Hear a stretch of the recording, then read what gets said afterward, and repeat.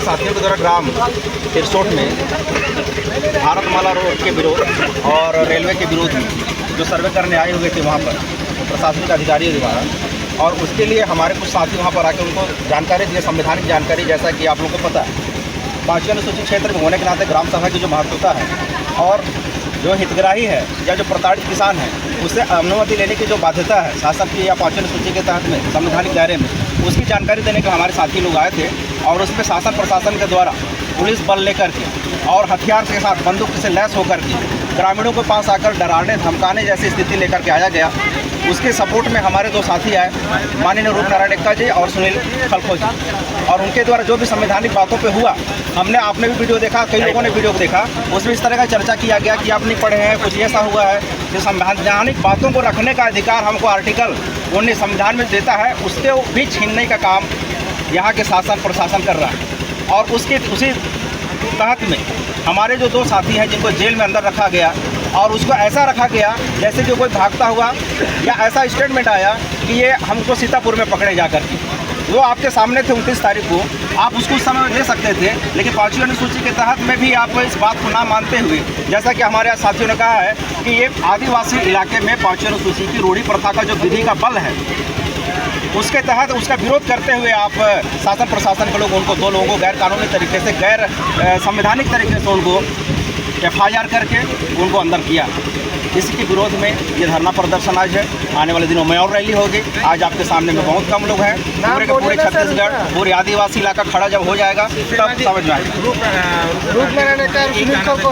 संविधान है, मजिस्ट्रेट है, हम है या कलेक्टर है, मतलब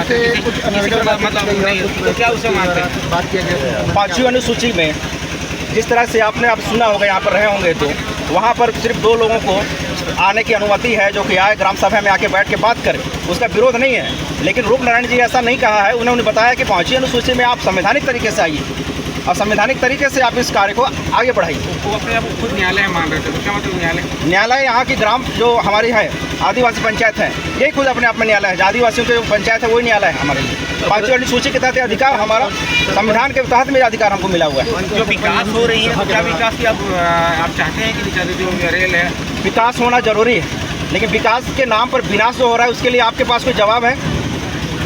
आज जो घूम रहे हैं ग्रामीण क्षेत्रों में, उनके जो रोजगार मिलेगा आने वाले जो रेलवे के काम होने के बाद, उसमें क्या कहना चाहते हैं? रोजगार कितने लोगों को मिला है? हमारे लोगों को कितने पढ़ाया है? हमको एक चपरासी की नौकरी दे करके आप बोलेंगे कि हमने रोजगार दे दिया है? आपने आंकड़े उठा के देख लीजिए। आप अगल बगल में जो आपके जो रायगढ़ में फैक्ट्रियाँ हैं, कितने सारे हमारे लोग वहाँ पर हैं। उसी तरह का अगर पत्थल गाँव में काम हो सकता है तो आप क्या कहेंगे? अगर पत्थल गाँव में हो रहा है तो पत्थल गाँव भी हमारे आदिवासी बेल्ट में ही अंतर्गत आता है।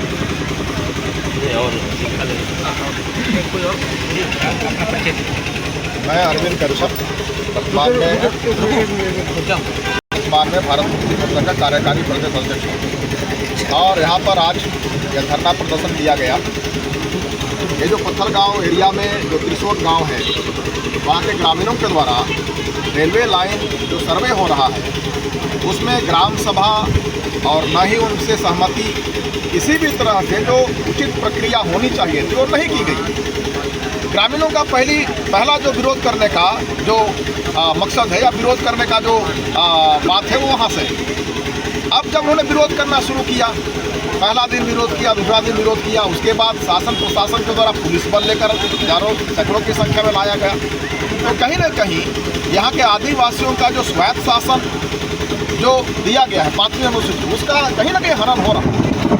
अगर आदिवासी विरोध कर रहा है, सबसे सीधा साधा लोग जो विरोध कर रहे हैं, तो कहीं ना कहीं उनके अधिकार का हनन हो रहा है। इस बात को सरकार को संज्ञान में लेना चाहिए और उनके पक्ष में काम करना चाहिए। यही हमारा निवेदन है, और आज के धरना प्रदर्शन का मेन उद्देश्य यही है कि हमारे पक्ष में कार्रवाई हो। तो आप लोग विकास चाहते हैं, जो लाइन रेल मार्ग पर, उसमें क्या विकास चाहते हैं? नहीं, हम वही कह रहे हैं कि विकास अगर करना होता तो पहले से सरकार क्यों नहीं की? आज 80,000 पूंजीपतियों को, 80,000 कंपनियों को ला करके उनके लिए व्यवस्था कर रही है। हमारा क्या विकास होगा उससे? हमारा तो विनाश होने वाला है। ना हमको मुआवजा मिल रहा है, ना यहाँ के लोगों को मुआवजा मिल रहा है, ना नौकरी मिल रही है, ना कुछ विकास की चीज़।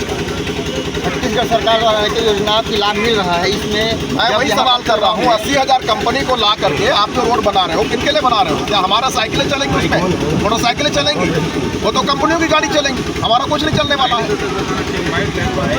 अब रोजगार के लिए आप क्या कहना चाहेंगे? रोजगार के लिए हम कहेंगे, अगर सरकार को इतना ही फिक्र है आदिवासियों की, तो जिनकी ज़मीनें जा रहे हो उनको नौकरी दे उस कंपनी में या उस विभाग में, रेलवे में नौकरी दे, तो हम माने कहाँ विकास कर रही है।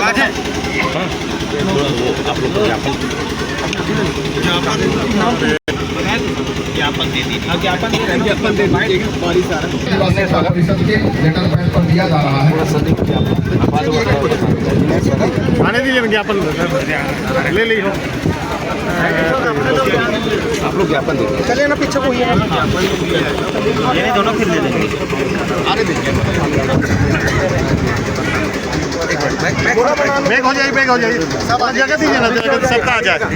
हाँ, एक साइड से हो जाइए, एक साइड से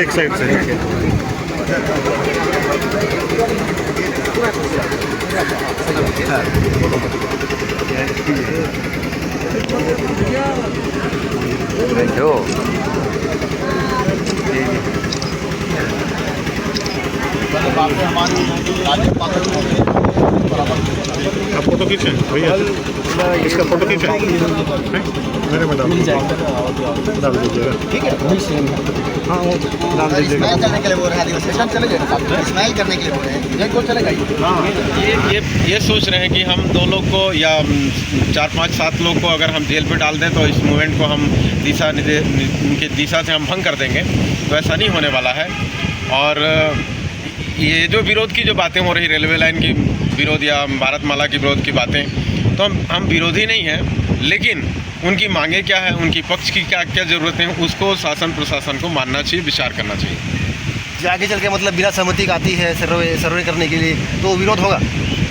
बिल्कुल होगा। ये तो कोई दो राय की बात नहीं है, उनको सहमति लेना ही पड़ेगा।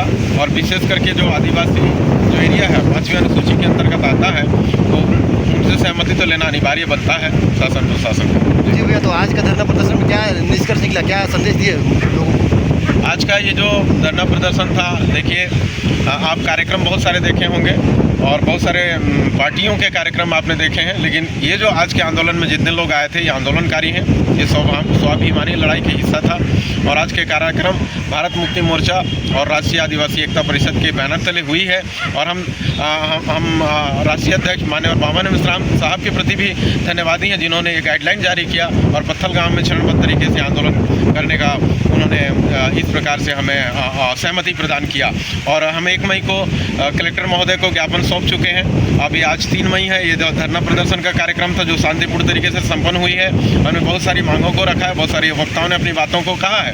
इसके साथ ही साथ 10 मई को अगर ये कार्रवाई नहीं हुई और हमारे मतलब रूपनारायण और सुनील को छोड़ने वाले कार्रवाई? हाँ, मान्यवर रूपनारायण एकर साहब हमारे आदिवासी नेता हैं, दबंग नेता हैं, और माननीय सुनील खलखोजी दोनों हमारे नेता हैं। अगर इन दोनों को रिहा ना किया जाए और ये जो 5वीं अनुसूची क्षेत्र में इस प्रकार से कार्यों को उनको निष्पादन करना चाहिए, उस पर अगर ये विचार ना करते हैं तो 10 मई को हम लोग बहुत बड़ा विशाल रैली का आयोजन करने जा रहे हैं। पत्थल गाँव में बिटियाई चौक से लेकर के तहसील कार्यालय तक ये रैली संचालित होगी।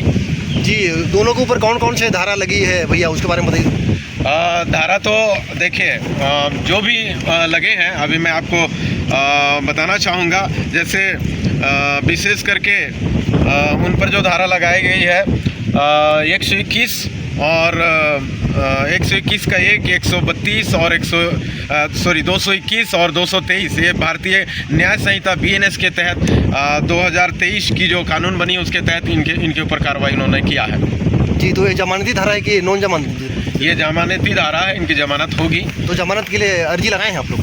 लगाया गया है, पर उसके साथ ही साथ हमारी आंदोलन का मकसद भी है कि उनकी बाइज्जती बरी किया जाए, उनको रिहा किया जाए, हमारी ये मांग है। जी, तो आज के सभा में मतलब यही रणनीति बनाई गई? आज की सभा में बहुत सारे मुद्दों पर बात की गई। 5वीं अनुसूची के अंतर्गत हमारे हक अधिकार क्या होते हैं, आदिवासियों के जल जंगल ज़मीन क्यों उनका वो अपना क्यों कहते हैं, उनके स्वायत्त शासन की बातें क्यों होती है, इस बात पर बहुत सारी मुद्दे और विचार किए गए वक्ताओं के द्वारा।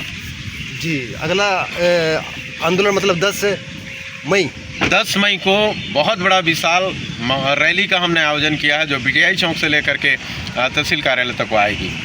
जी, बहुत बहुत धन्यवाद भैया तमाम जानकारी के लिए। इसका टाइम टेबल कैसे है, जो रैली होगा उसका टाइम टेबल देखिए, सुबह 9 बजे से हम लोग एकत्रित हो जाएंगे और जितने भी आम जनमानस है जो भारतमाला के द्वारा उनकी ज़मीन गई है, उनको आज तक मुआवजा नहीं मिली है, और अभी रेलवे लाइन जो बिछ रहे हैं और सर्वे के काम जो चल रहे हैं, तो वो जितने भुक्तभोगी लोग हैं सब आएंगे उस आंदोलन में। बहुत बड़ी विशाल रैली होगी, ऐसा हमारा विश्वास है। जसपुर जिला वाले जितने भी हैं सभी को यहाँ आएंगे, सभी को आना चाहिए। मैं आपके चैनल के माध्यम से अपील भी करता हूँ, जितने जो भुक्तभोगी हैं, जिनकी ज़मीन जा रही है, उनकी जल जंगल छीनी जा रही है, मैं उन सभी से अपील करना चाहता हूँ, आपको आना चाहिए। आपके बच्चों की भविष्य को बचाना है तो आपको आना पड़ेगा, इस रैली में शामिल होना पड़ेगा।